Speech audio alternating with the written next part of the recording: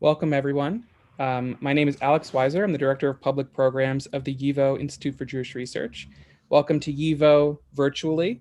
In the absence of live public programs, we've been doing these digital public programs for the last year and change, and it's been a wonderful way to connect with an audience around the world. For those that don't know about YIVO, we are an archive and a library that celebrates and explores Jewish history and Jewish culture. Our archive and library have over 400,000 books and over 23 million documents. And researchers from around the world use our collections for their work, including for this book that you're going to hear about today. And we make the material that our collections explore available through classes, exhibitions, and public programs like this one. So we're really excited to have a talk today with Judy Batalion about her new book, The Light of Days, the Untold Story of Women Resistance Fighters in Hitler's Ghettos. We're thrilled to have Andrew Silow-Carroll, the New York Jewish Week's editor-in-chief and the senior editor of the Jewish Telegraphic Agency here to lead this conversation with us. So without further ado, I'm going to hand it over to Andrew, and thank you all for joining. Thank you, Alex, and thank you to YIVO for this opportunity. It's a special one. Our guest, Judy Batalion, was doing research at the British Library on famed poet and resistance fighter Hannah Senis back in 2007, when she came across an obscure Yiddish language anthology called Frauen in the Ghettos. It told the stories of dozens of unknown young Jewish women who fought back against the Nazis, from distributing fake IDs to tossing Molotov cocktails at soldiers guarding Europe's Jewish ghettos. That book led her on a 13-year search, odyssey really, into the often overlooked lives of young Jewish women who fought back in ways both small and large. The result is The Light of Days, the untold story of women resistance fighters in Hitler's ghettos. Her new book is gripping, it's monumental, it's a chronicle focusing on more than a dozen of these fighters, mostly in Nazi-occupied Poland, and the courage they showed in the face of the unthinkable. Judy, it's an honor and pleasure to be talking with you. And I must say, just being able to read and share these stories feels like an act of yizker, or remembering. So I thought we'd start by, if you could explain how this story became your story, and some of the resources and obstacles you encountered in researching it. Sure. Well, first of all, thank you for interviewing me. Thank you, YIVO, for hosting me. It's true, I feel particularly thankful because I did so much research through YIVO. It's been such an important resource for me. And thank you, everyone, for joining from around the world. It's so exciting. All right, now to your question that I already forgot. How did I? Well, no, it's a YIVO question. Tell me about, it's really about the research. You know, what did you tap, and what were some of the obstacles in telling the story? So the research really, this is a history that I made out of memoirs. So I was taking personal first-person accounts. And for some people who were killed in the war, there were accounts that their friends had written about them after the war. They were very personal. They were reminiscences, some obituaries, but mostly some letters, some collections of letters as well. But mostly I was working with personal stories, memoirs, and testimonies, oral testimonies, written testimonies. Some of these memoirs were written in the war. There's an incredible diary that I used of Gusta Davidson. She was imprisoned in Krakow in a Gestapo prison and wrote the story of the Krakow resistance on toilet paper. And that was hidden in the cells, and part of it was found after the war. So some of my sources are immediate and, written with such incredible intensity and intelligence and fury during the war. And some of them are testimonies that were written much later or recorded much later in these women's lives, in particular in the 1990s, the early 2000s, when they themselves started telling their story. So Yeah. So what were the obstacles? There were many obstacles. The obstacles range from using memoir as testimony, using memoir and testimony as source material. I always say memoir is not cold data. You know, a person writes, of course, subjectively, which I wanted. I loved the detail and the story and the personal and the psychological. That was very important to me as a writer and researcher. But often you will have, you know, on one page, the event happened in November 1942, and on the next page, it's December 1942. So there are a lot of inconsistencies. There were a lot of, so these factual inconsistencies, even the same people leave testimonies at different times in their lives and tell the story completely differently. So there were inconsistencies in detail, and in dates often. So that's something I had to work around. And then as I mentioned, some of these memoirs were written in the war, and they actually were written in codes, and names were left out. Sometimes names were just written as, you know, a last name was just a letter. People were referred to as A, B, C, Mr. X, because it was underground stories being told during a war. People didn't want to give away any information. And then on the other hand, you have testimonies left many, many years later that perhaps are colored by current concerns or the ways memories have changed over the years. So that's just some of the issues I was dealing with. I can go on, but if no, that's enough obstacles for one day. Okay, right? Okay, thanks. So I mean, speaking of memoirs, a main figure in your book is Renya Kukielka. Yes, if I'm pronouncing that. So she's a courier for Dror. We'll talk about the youth movements in a bit, but this is in Beijing with a remarkable story of imposture and escape. What drew you to Renya as kind of almost the organizing principle for your book?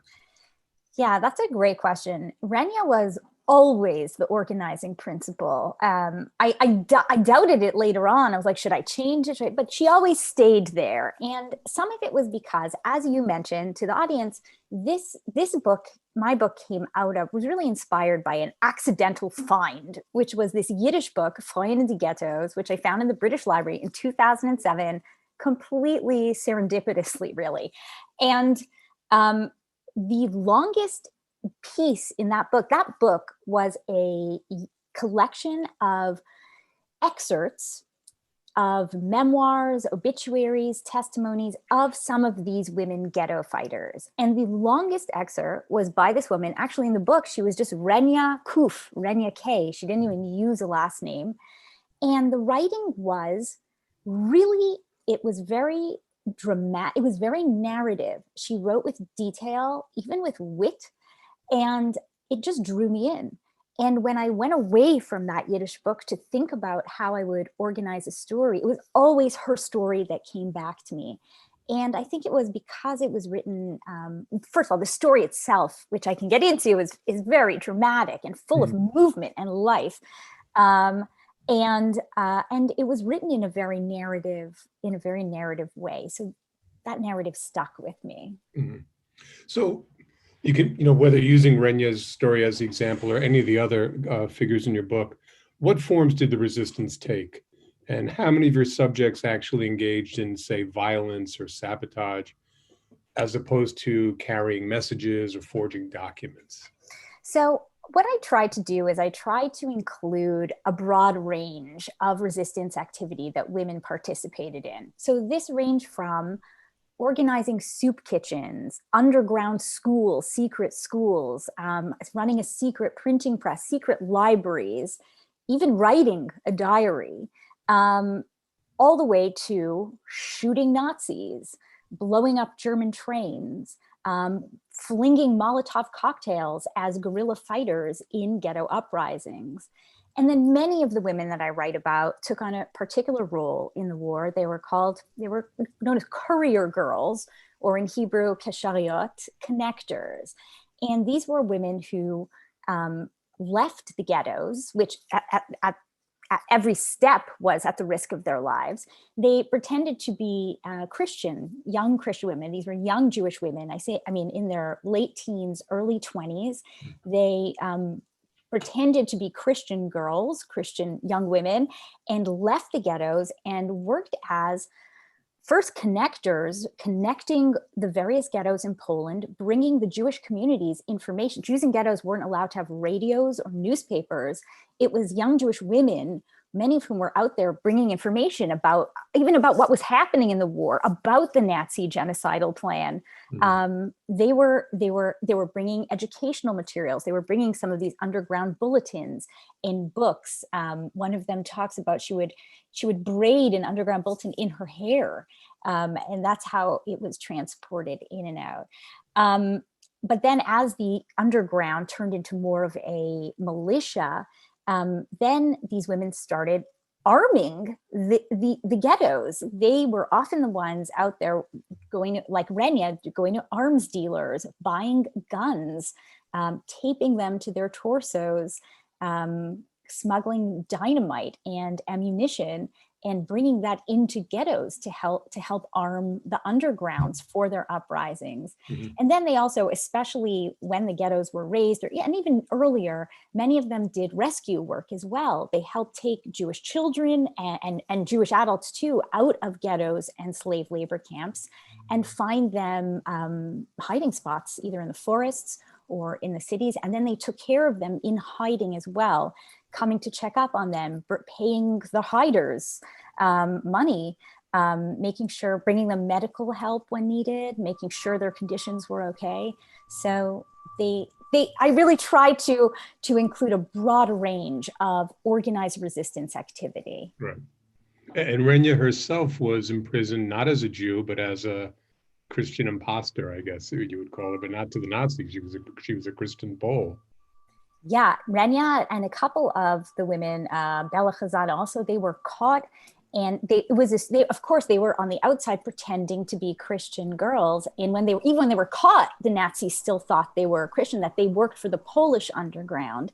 And so they were imprisoned in political prisons. They were brutally tortured, but they were never taken to be Jewish throughout the whole war. Mm-hmm. Yeah, amazing act of self-discipline. Let's just talk a little bit about how gender, and I want to get into some, like I said, I want to talk about the youth movements in a bit, but gender, I think, is so important both to the project and to their experience. From the way the women are underestimated or marginalized by the male resistors, by historians, in the ways it's a advantage in some ways, and in other ways, of course, they faced a lot of sexual peril. So tell me how, in approaching this as a woman's story, what was important for you to convey, and how did it shape their experience? Well, you said it very well. There was ambivalence. On the one hand, they were existing in, many ways, like now, classically sexist culture. So they weren't suspected. It was to their advantage. No one thought that young, pretty girl would be carrying dynamite in her underwear. On the other hand, they were certainly exposed to sexual violence and blackmail all the time. And I think what's important to explain is that women, I talked about these women as being on the outside, leaving the ghettos. They're pretending to be Christian girls. And the reason women did this work, it was primarily women, was because it was easier for women to do this. And partially, it was easier for women to pass, as we said. And partially it's because women were not circumcised. So they didn't have a physical marker of their Jewishness on their body, which for men was a real threat. If someone on the outside was suspected of being a Jew, he would be at gunpoint told to drop his pants. So women didn't have that. But I think even more, alongside that, women in the 1930s in Poland, education was mandatory for boys and girls. In many families, Jewish families, they sent their sons to Jewish schools, but they sent their daughters to Polish public school. And partially because of that, women were more acculturated. Women were slightly more assimilated in the 1930s than men. They were aware of Christian They had Christian friends. They were aware of their habits, their prayers, even their, I'm looking at myself on the Zoom screen, look at me like this. So this gesticulation, that was considered very Jewish. So one woman writes about how she had to wear a muff when she went undercover to keep her hands together, so she would appear as a Christian Pole. And then most important, in these schools, women, and they talk about this all the time in their memoirs and in their testimonies, women learn to speak Polish like a Pole, not with the creaky Yiddish accent. So even in the underground, when men went out on the outside, they often were accompanied by one of these courier girls who would do all the talking for them. She would buy the train tickets. She would, show the passport. She would show the IDs, because her Polish could pass, whereas his might not. Mm-hmm. So again, yes. So these are all the ways in which women, and as women, they're trained to be aware of others, aware of cues, even flirtatious. And so these are all the ways that their skills help them go undercover. Being a woman, they were underestimated, they were not suspected, and they had this kind of strange gender training to help them pass. And that's why they could do a lot of the work outside the ghettos. Mm-hmm. But as you say, at the same time, there were diary entries where women who were leaders of these movements were upset. They were left out of the meeting table. They weren't invited into the meeting. Only the men were. And they were also at risk of, on a more physical level, as you say, at risk of sexual violence all the time. There were blackmailers functioning in Poland who they often the Nazis couldn't tell who was Jewish and who was a Catholic Pole. So, but some Christians could, the Polish could, they understood the nuance, as we've been saying. So they would blackmail Jews on the outside, say, I know you're Jewish. If you don't pay me off, I'm taking you to the Gestapo now for a reward, which they would get. And for women, this blackmail was also sexual. And I go through a few events that I'd read about where, it was if you don't come back to my apartment right now or to this hotel right now, I'm going to take you to the Gestapo. So one episode, your telling of the Warsaw Ghetto Uprising is really gripping. But I also think it's important that you put women in a way that I think other chroniclers of the uprising have not. So how does remembering the role of women in the uprising change what we know about the event? Well, first of all, one of the leaders of the Warsaw Uprising was a woman, Zivia Lubetkin, who attended every meeting. She was a spiritual and military leader of the people, and she's not been remembered, I don't think, at all for her role. I'd never heard of her until I started doing research on this project. Women were there were about 750 young Jews who fought in the Warsaw Ghetto Uprising. It was a very organized uprising. I believe about 180 were women, and they were combat fighters alongside the men. They learned to use weapons. They tell stories of learning. They had so few bullets, when they learned to use guns, they practiced against a mud wall so they could take the bullet out and reuse it. They learned women often were using explosives, Molotov cocktails. And I think of one story this woman, Masha Fudermilch, tells after the war, where she was a fighter in the Warsaw Ghetto Uprising, and their tactic was to fight from above. And she went to the roof of the building and her hands were shaking. She was so excited and so nervous and so scared she could barely light the match to blow up to light the explosive. And she does it and she flings it. And what she hears is German screaming, "Eine Frau kämpft, eine Frau kämpft." A woman is fighting. They're shocked by this, by the fighting, but that it's a woman. What?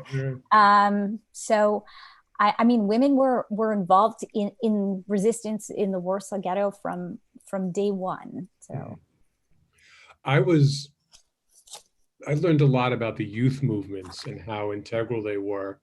You focus on two, Dror, or Freedom, and Hashomer HaTzayir, which is the Young Guard. Explain for people who think of youth movements as kind of like Boy Scouts and Girl Scouts, how do they prepare members for a life of resistance, which they did? And also, if you could talk a little bit, someone asked, I saw in the Q&A about some of the right-wing movements like Beitar, and how ideology and it all comes together to create, resistors when the time calls for it. Sure. So this is also, for me, this was a huge part of my learning. I didn't know anything about this before starting this project. I always thought of Hashomer Hatzair as summer camps, not as what these people are who made the Warsaw Ghetto Uprising. I did not know that. So Polish Jewry in the 1930s was largely organized by these youth movements. Jews were not allowed to join the Scouts. So partially this was in response to that. But these youth movements, the 100,000 young Jews in their late teenage, early 20s were part of these youth movements. It was very widespread. And these youth movements were often affiliated with political parties or political values. So they ranged. There was religious youth movements. There was Zionist youth movements. There was religious Zionists and secular Zionists and socialist Zionists. And then there was also Bundist youth movements, the Yiddishists, who believed in staying in Poland. They didn't believe in Eretz Yisrael. And they also were the largest part, they had also a flourishing youth movement. And there was the communist youth movement as well, who I also talk about a few of these characters in my book too. So each of these youth movements were a bit like the Scouts, but they were more so. They were much more intense. They were spiritual, emotional, social, intellectual training grounds, and they were value-based. And so the movements that I write about are the secular socialist movements, some Zionists, some not. But in these movements, they were taught pride in your heritage, Jewish pride. They were taught, they were socialists. They valued collectivism, collaboration, equality, egalitarianism. And they were also self-sufficient. They were physical. They taught, there was some self-defense training. They taught agriculture, self-sufficiency, physicality. They didn't want this myth of the kind of slothful Jew. These were physical movements as well. And they had sports camps and a lot of summer camps and pictures of them in the countryside and with hoes and rakes. So many, especially in these socialist secular movements, these young Jews left their family home, and this is in the 1930s, before the war, to move into communes or kibbutzim with their youth movements. So there were kibbutzim across Poland. Mm-hmm. Again, I had not known about that in Poland. Yeah. Yes, so they often, and this caused family friction because parents were like, well, what do you mean you're leaving to move into the? So these groups, they lived together.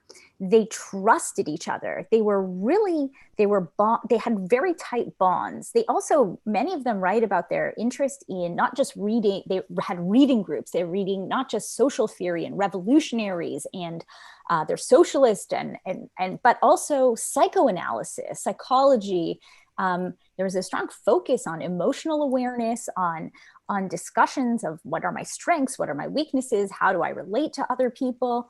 So they had these very intense bonds with each other, and they knew how to collaborate. They knew how to work together.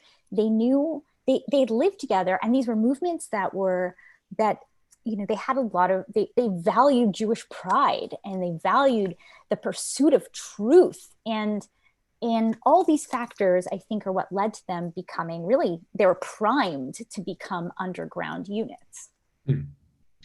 So I saw a question that's in the Q&A. I'm going back and forth for people who are listening. So one question was, and I was also surprised by it also, kind of this fluidity between, getting in and out of the ghettos, getting in and out of countries. So you think of kind of, I guess maybe, you think of the Nazis of obviously having an iron, grip on Europe, but they found their ways to get, so someone asked, how did you get in and out of a ghetto? And people should know, I don't want to be a spoiler for anybody who hasn't read the book, how many women who were able to escape went back to help. And that amazed me throughout the whole book. They went back into the ghetto so they could be of assistance. All right, that's like a 20-part question. So let me start with the fact that when I first how did they do it, and why did they do it? Those are the two questions. When I first came across that book, Freud in the Ghettos, I think that's what stunned me. It was called Freud in the Ghettos, Women in the Ghettos. I thought it was going to be stories of women's, their difficult lives in the ghettos or horrible lives. But actually, the whole book was about women leaving the ghettos. And I had to keep rereading it. I mean, at the time, my Yiddish was rusty. I was like working in the London art world. I wasn't using Yiddish. So I kept saying, maybe I didn't understand. But this kind of movement was so surprising to me. I too did not understand this. So I will explain a little bit about how they moved in and out of ghettos. So first of all, it's important to understand that there were over 400 ghettos in Poland. And each of these ghettos was a little bit different, having to do with local rule, with the Jewish leaders, with the local Nazi leaders and the Polish communities, and also having to do with its geography and its landscape. So some ghettos were bordered on one edge by a river, whereas some were in the middle of cities and bordered by, high, thick walls. So this also made a difference. In some ghettos, it was easier to slip out through, a crack in a fence, a bit of barbed wire was open. They made holes. They would come, one story, they would come each night. One person from the movement would come and remove one nail and then walk away. And then the next night, someone else would come and remove another nail, so that eventually they were able to just open a little part of a gate on the side of the ghetto. So one way was really through, slipping in and out holes in gates that sometimes they found or had created. Sometimes they literally climbed over the walls. Sometimes there were basement or cellar connections, so they went underground. The buildings bordering the ghetto had a basement, which might have had a window or something that they could go through. Sometimes they climbed over rooftops and made their way over rooftops. In some ghettos, like in the Warsaw Ghetto, the courthouse was actually bordering the Aryan side and the ghetto side, so you could. If you were performing well, you could walk into the courthouse on one side and actually walk out on the other side. There was also a market area in part of Warsaw that also bordered the inside and the outside of the ghetto. Sometimes they just paid off the guards. Some youth movements had double agents, so they had a guard on the inside working for the Jewish police who were guarding the gate. And so they would let their own comrades in and out. Very often, women got in and out of the ghettos by joining work groups. The only time Jews were allowed out of the ghettos was to do slave labor, and they would exit in a work group. So sometimes women, this was actually a pretty common way, was they would either bribe the leader of the group or just slip in with the group and exit with them and enter with them. This was obviously very difficult too, because if you were going to enter the ghetto, you had to be there. You couldn't just hang around and wait at the ghetto wall. You had to know exactly what time they were coming back and meld in with them and put your star back on. There's one story of a woman, Witka Kempner, who couldn't find her star. She put a yellow leaf and walked in with the youth group. I mean, with the work group. So there were different conditions depending on the time, the place, and the way that ghetto worked. Some ghettos had trains that went through them. People would jump off the train. So again, yes. And then there was another part to the question. No, the women who went, well, it answers itself. I mean, the word courage, the word commitment, but I know there were women who had an opportunity to leave. They were, free of the ghetto, but they went back in because there was still work to be done in saving other Jews. They went back in and out all the time. They were out doing missions. They came back. They brought stuff back. They went back out. They brought stuff back. Great. There were some women that had left Nazi-occupied Poland, Frumka Plotnicka, she was 25 when the war began. She'd already been a leader in the youth movements. Women had leadership roles in the 30s in these youth movements. I forgot to talk about that. She escaped east when war hit. Dror or Freedom told their members, go east, go east. That's actually how my grandparents survived. Mm-hmm. And she made it into what was then Belarusian territory. She would have been okay, at least for a few years. But a few weeks into it, she couldn't take fleeing. It wasn't, she felt so responsible for her people. She smuggled herself back into Nazi-occupied Poland. And then went on to become a leader in the Warsaw Ghetto. She was known as Die Mame, the mother in Yiddish. Right. And did she survive the ghetto or no? Well, Frumka, I mean, she ran soup kitchens, she ran cultural programs, she ran this printing press, she traveled through ghettos throughout the whole country, giving lectures in ghettos to the youth movement. They would organize seminars. I mean, all of this was illegal. She was then one of the first to bring weapons into the Warsaw Ghetto in a sack of potatoes, and she hid them under the potatoes. She was then stationed in this town of Bajin. And the movement got her fake papers and passports. They wanted her to leave. They felt she was so important. They wanted her to leave Poland and serve as a witness and be there to help from the outside. But she refused every time. She wouldn't leave her people. And I'll give it away. She was killed. She was killed shooting Nazis from a bunker in Bajin when the liquidation occurred. And in fact, after the war, she was given a medal from the Polish government, complicated at the time, for her military service. And yet I'd never heard of her. You write early on that for all the valor and for all their acts of defiance, the Polish Jewish resistance achieved relatively, I think you call them minuscule victories. Tell me about what impact they really had, or is that not a fair question to ask because of the obstacles and the odds against them?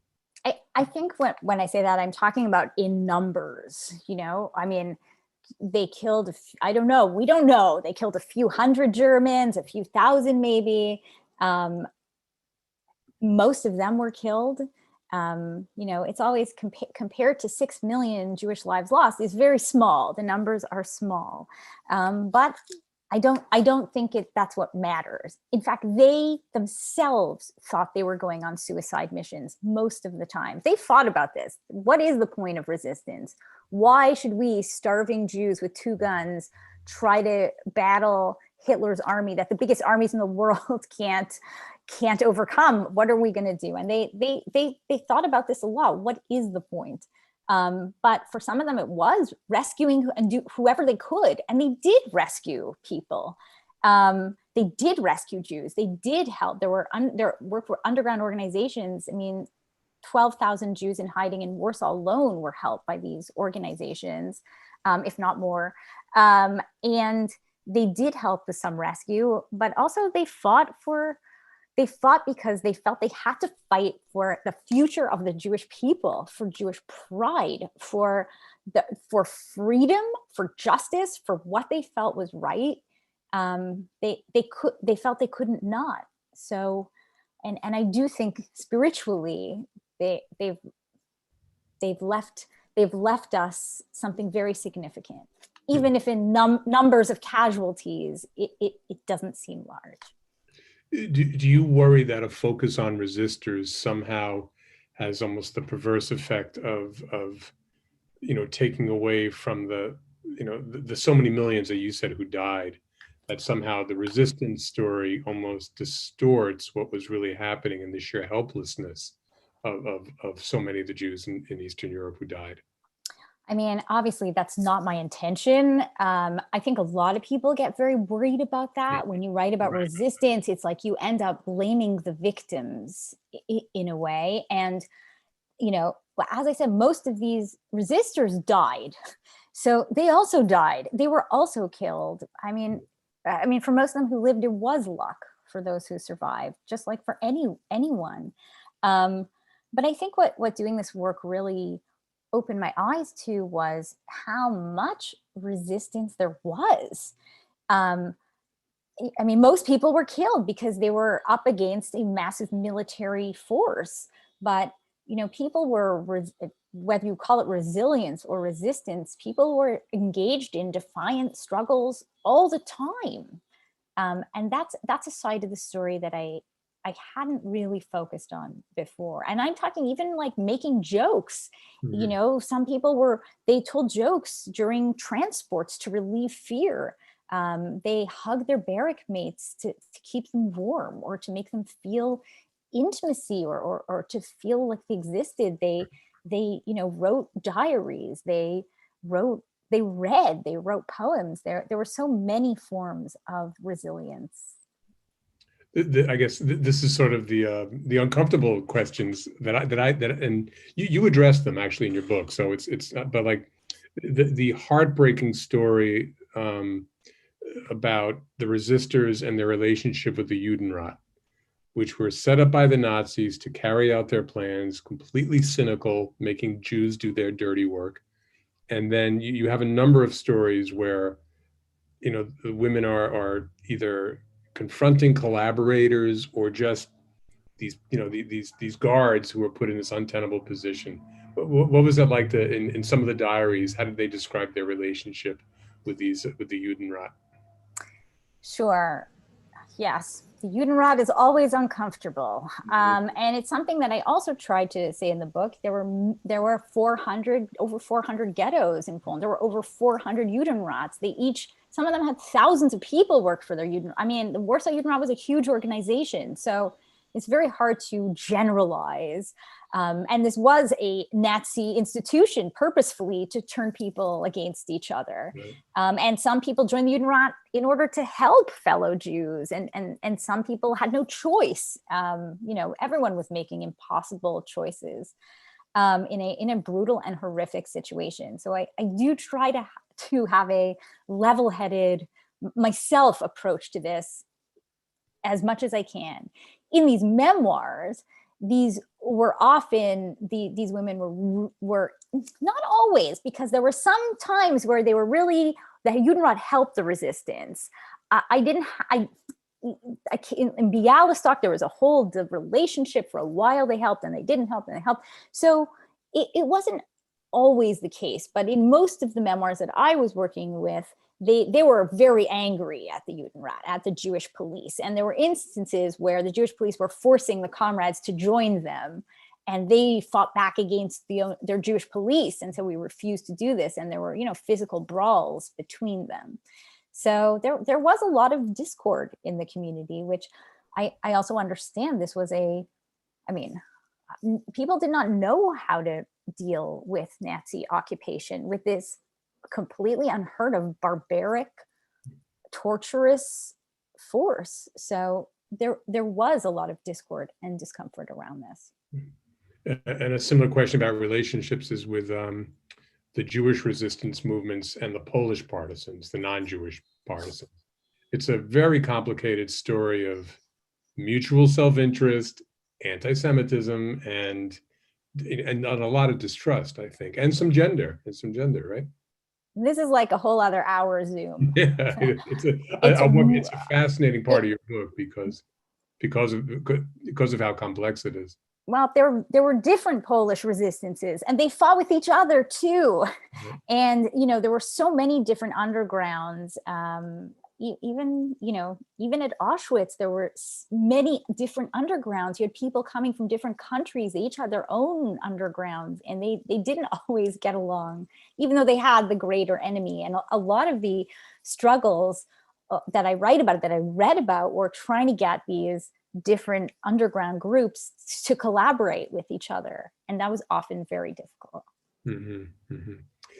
The story you tell in the aftermath of the war is in some ways it absolutely is as fascinating as what happens during the war.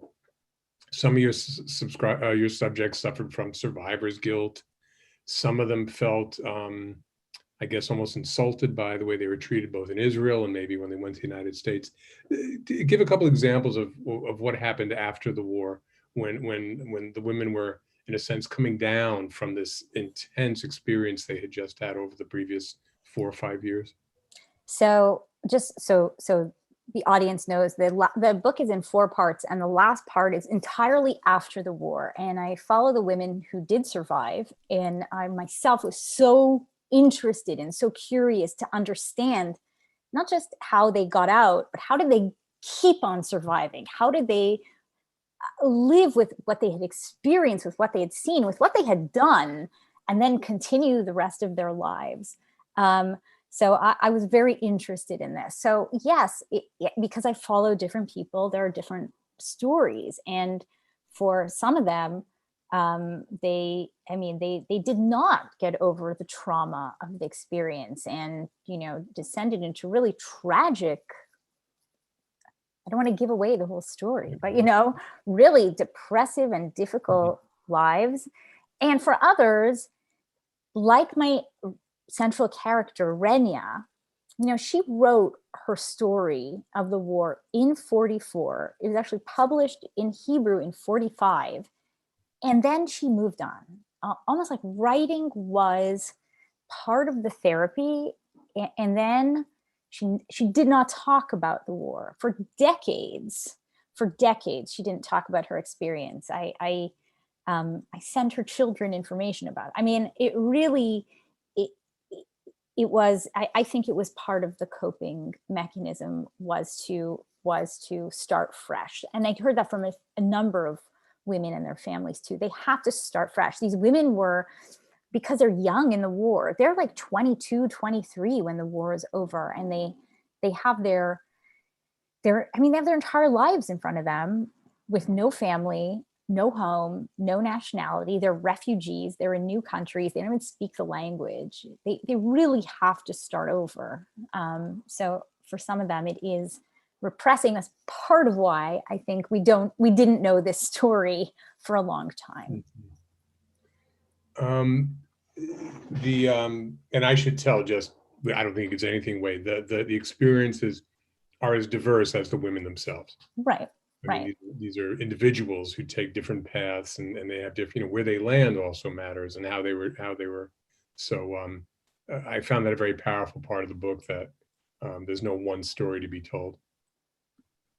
Can you talk about the help that came from the outside? And I'm thinking of the Joint Distribution Committee, and I'm thinking of some of the help they sought from the Yishuv, which is the Jewish community at that time in Palestine. How did they make those connections, and how significant was some of the outside support for resistance activities?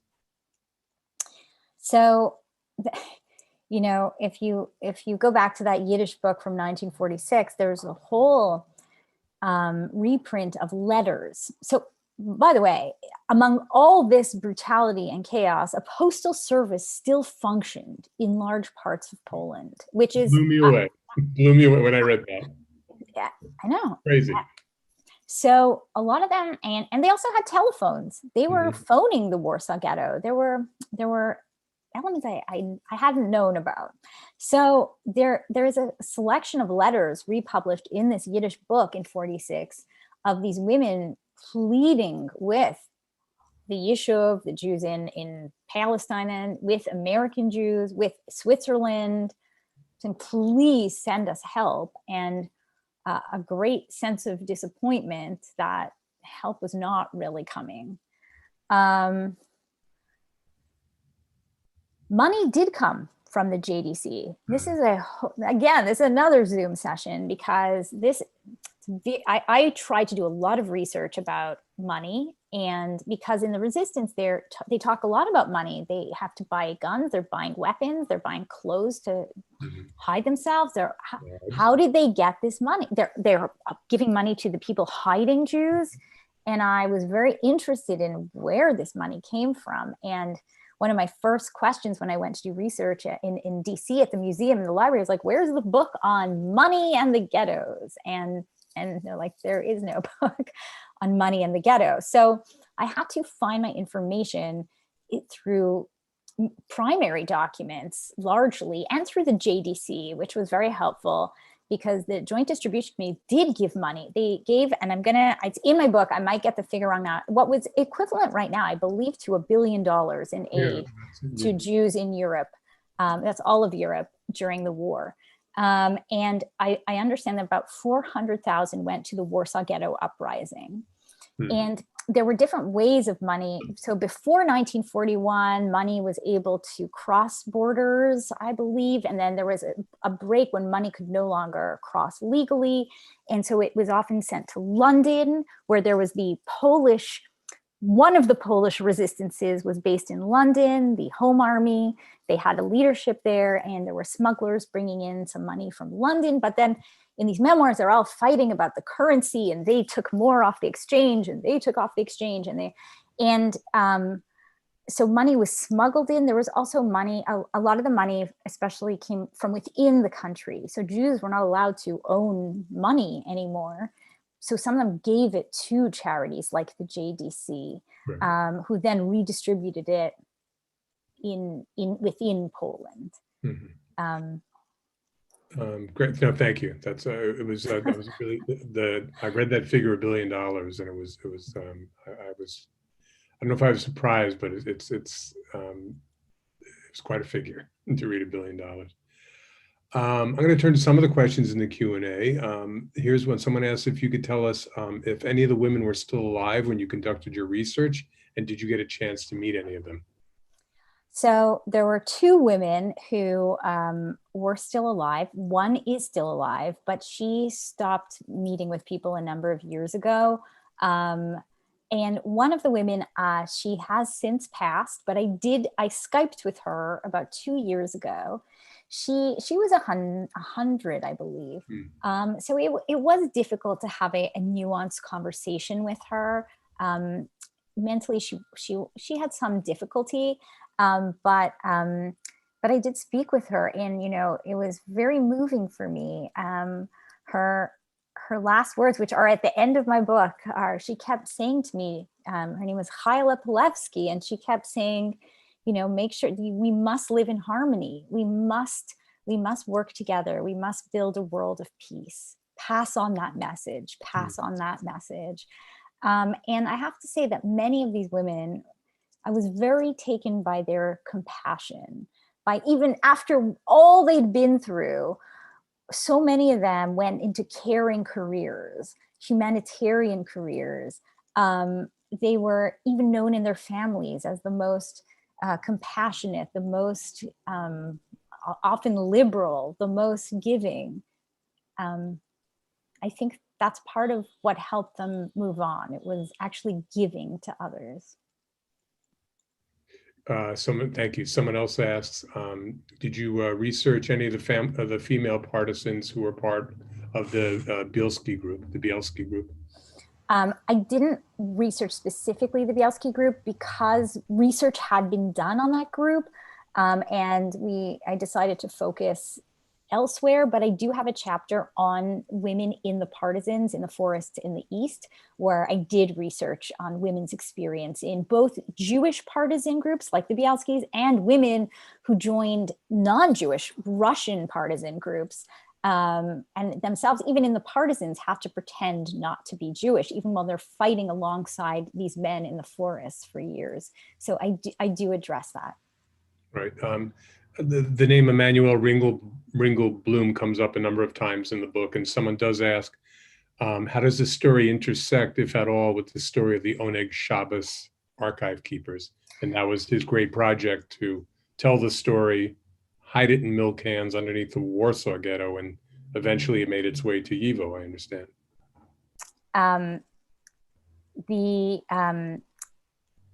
I think one of my first quotes in the whole book is from him. He writes about these women, and he says, these women face death every single day. They risk their lives every single day, these young Jewish underground operatives. And, they will become the names that we know in our people and in our nation. They are such heroes. He was writing about them in his diaries. And they survived because of the hiding. Someone else asked, famously the Oneg Shabbos archive was in milk cans. You tell amazing stories of how the diary you mentioned earlier, triangular pieces of toilet paper sewn together, copied 4 times or something. What are some of those stories of how word got out or survived people who did not survive the war? I mean, there's not much, most things were destroyed. But if you're asking about objects, there was also a archive in Białystok, the same as in Warsaw. They also archived their community, their experiences, even the Judenrat notes, where you can see them, actually disagreeing and shocked and not understanding how to deal with Nazi occupation. I'm trying to think of the objects, there's some in Polin Museum. I'm thinking of one that for these women that were helping to rescue Jews and to take care of Jews who were in hiding. There were a lot of Jews, and they were giving them money. So they mostly, there were no records of the underground. I mean, you'd be killed if anyone was found out. So most things are not recorded, but there was a lot of money. There were people moving to addresses. They had to have some kind of record keeping. So, and this is from the Museum Polin in Warsaw. They have, they show they were on little bits of paper. They would have, coded names for the hider, coded names for the Jew, coded names for the street, even a coded amount of money. It was like it was a percent of the money that they'd worked out some equation. And then this was written in these tiny strips, and the women put it under their watch. So the things that survived, or the artifacts, are few, but the ones that exist are really fascinating. In the YIVO archive itself, what's there that was helpful in your research? What did you find most useful? The YIVO archive, what was so useful for me were the librarians and the archivists, because so much of this work was me online or me in these. And here I would go somewhere that's near my apartment and have such knowledge available to me in the people. One, you asked me, I'm going to swing back to your first question, which was what were some of the challenges? And some of the big challenge here was I'm doing a project in different languages. Mm-hmm. So these women have names in Hebrew, Yiddish, Polish, Yiddish nicknames, wartime aliases. They're changing their names for this marriage paper. Then they're married, then they move countries. And it was I often spent a full day trying to figure out if Astrid and Esther and Esterid and A was the same person. I didn't even know. I would have to cross-referencing. And one of the main areas that I write about is an area in Poland called, and I'm sure I'm going to get this wrong, and someone's going to email me today and tell me, but I believe it's Żeglębie. So I would often have to find books that in their title was Żeglębie. Now, how do you put that into a Latin, like an English search catalog? And it was only at YIVO, at the Center for Jewish History, that, they knew the tricks. They were finding, people could help me find, this level of detail and complication. I could never have done it without people who were experienced in dealing with those, with working across languages like that. It was like some combination of I's and Y's and J's and Z's. Someone just points out that the Oneg milk cans are at the Jewish Historical Institute in Warsaw. Yes, they're in Warsaw, but they've been scanned. So a lot of you can access the scans of a lot of the material in different places, in the museum in DC. And also parts of it have been translated into English and published. Parts of it are published, and there's a volume in English. And which I had to buy it in Warsaw, but that was a very important resource for me, especially about money, because in these memoirs, in these personal stories at the time, they talked a lot about money, about what things cost, about how they were going to make money, how they were going to get money. So yes, it was an amazing resource for me, the Ringelblum Archive. So we spoke a little bit about this before we went live, which was you could talk about the movie option that I guess you're working on a screenplay about this. So ask you a little bit about that process, what that's like. But I'm really curious how you want their stories to be told in a way that they haven't been told before. What's important to say about these, women resistors in popular culture, and how would it change how we understand the Holocaust today? So small question. It's a small question. Um, Give one example of a Holocaust movie that painted a very superficial portrait of one of the resistors, and I'd imagine you'd want to deepen that. I mean, there are very few popular cultural representations of the Jewish resistance at all. But of the few that exist, women are often the girlfriends of, and they're portrayed as, they're there, but they're like this particular type, more meek or shy. They get caught up in a resistance, but they're always, very attractive, and they're the girlfriend, and they're part of the romantic, the B story, the C story. Right. So I think what's important here is that they're the A story. They're not the girlfriends of these. These are women doing incredibly daring and courageous work against all odds, day in, day out, for months, even years at a time, until they either escape or are caught. And these, if anything, it's the message of people who had nothing, and as we said before, against every single odd, went out to fight for their convictions, to fight for freedom and justice, and what was right and what was fair. Mm-hmm. And someone asks, how did you handle your own emotions during the research and writing of this, living inside what could have been either a very depressing experience, and at the same time an inspiring experience? These memoirs and testimonies are very hard to read. It's partially why it took me so long to do this book. I wasn't really, when I first found this Yiddish source material that inspired the project, I was 30, I was single, I was living in London, I was working in the arts. I was like, the last place I wanted to spend my days was, Warsaw, 1943. I wasn't ready. And that's partly why this project took so long. I put it off. I worked on it in little bits. I can give you a longer answer, but I know we're wrapping up, but it took me until I was really at a more stable place in my own life emotionally, to be able to really sit with these memoirs day in and day out. And I actually had to do it I ended up getting a workspace I worked in a space with mostly people who worked in fashion and fitness. And it sounds silly, but I really needed that. If I was going to sit there with these, I had my Holocaust books and these, piles and piles of horrific stories. I needed to spend my days in an environment around people who were, arguing about the position of the cheese in the photo shoot, and the things that were lighter and felt more, I don't know, around me, just felt happier. I needed to work that way. Sure. And maybe this might be the last question, but what's your next project? And is it going to relate to partisan women, or something else? Well, that actually follows on. First of all, I'm working on the screenplay right now, so that is taking time. I actually think that I need a break from this intensity. And I'm planning to write something a bit lighter next. But I have many ideas to come back to.